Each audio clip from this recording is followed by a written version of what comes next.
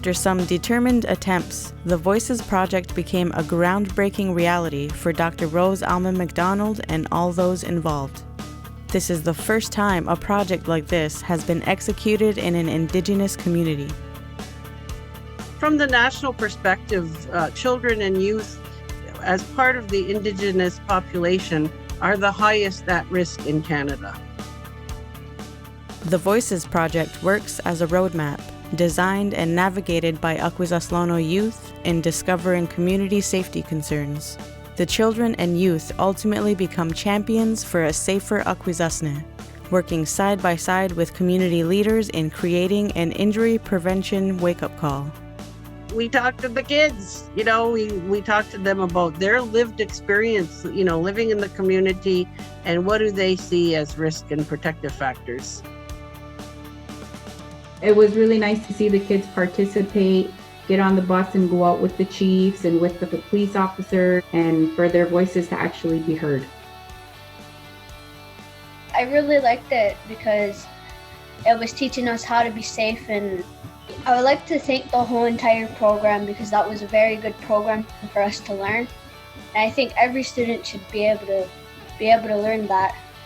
My favorites were fire safety, ice safety, and ATV safety. I really like the CPR safety when the ambulance came in and taught us CPR. I guess the folio one, because I used to have a folio, but I never knew about any of that. Sometimes I wrote it on the folio without helmet, so that's good to know next time I would get one. Most important for me is that it gave them an opportunity to have a voice in their community, a voice in the changes that they saw were necessary. Because, as adults, we see things and think certain things should be done or changed or fixed. But it's interesting to see from a child's lens, what they're seeing. Moving forward, it is the hope that the Voices Project will create a ripple effect, that the kernels of concern brought to light by the children of Akwesasne will transform into solutions and a safer community. Hearing the children's perspective on this is very helpful. So, working with the police services who does outreach and talks to children about safety, is extremely important, and to be able to identify the areas that the children identify. It's our culture. We're Ungahoan. We think 7 generations ahead, and Canada has not made injury prevention a priority. And it definitely has not made injury prevention a priority for Indigenous peoples. And that's where we get the high rates of disabilities. That's where we get the high rates of death, amongst Indigenous children and youth and families in an Indigenous context. So if you're thinking 7 generations ahead, oh my God, we need to be talking about that now. And then we're starting with our little 5th and 6th graders. They're going to be our future leaders. They're going to be the ones that, might be a grand chief somewhere down the road.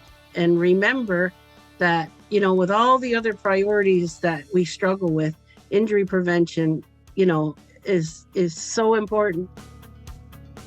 Having the curriculum now, the curriculum which was refined over time, it's available to us now for use in our schools. So it doesn't have to stop here.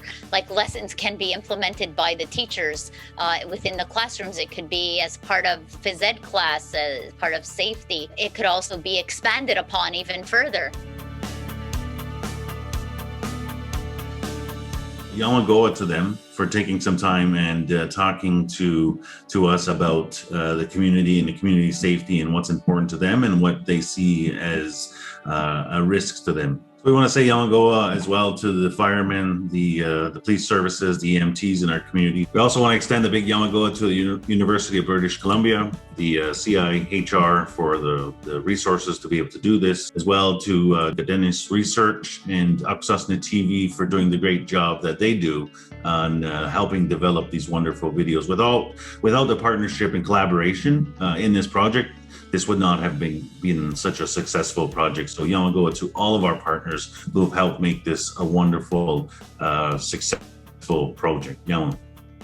And also a big nyaukoa to the University of British Columbia, Dr. Ian Pike and Dr. Allison McPherson from York University, and Dr. Emily Buello. She was the one that was developing the curriculum with us. You know, I'd like to say like Nyalagoa to the funders of this project and for the staff that worked on the program and the students. I think it was, you know, a real collaboration and it proved to be very successful. I just wanted to thank Ambi and Donna Lahash for bringing this program to our school, Mohawk Council's Grand Chief and Council for supporting this program, the Voices Project team. Hopefully, you know, going forward, you know, we'll be able to pick up this process through the curriculum development and have those regular sessions where we take the children out and talk about and look at some of the risks and some of the mitigations that we have done through the community to keep them safe.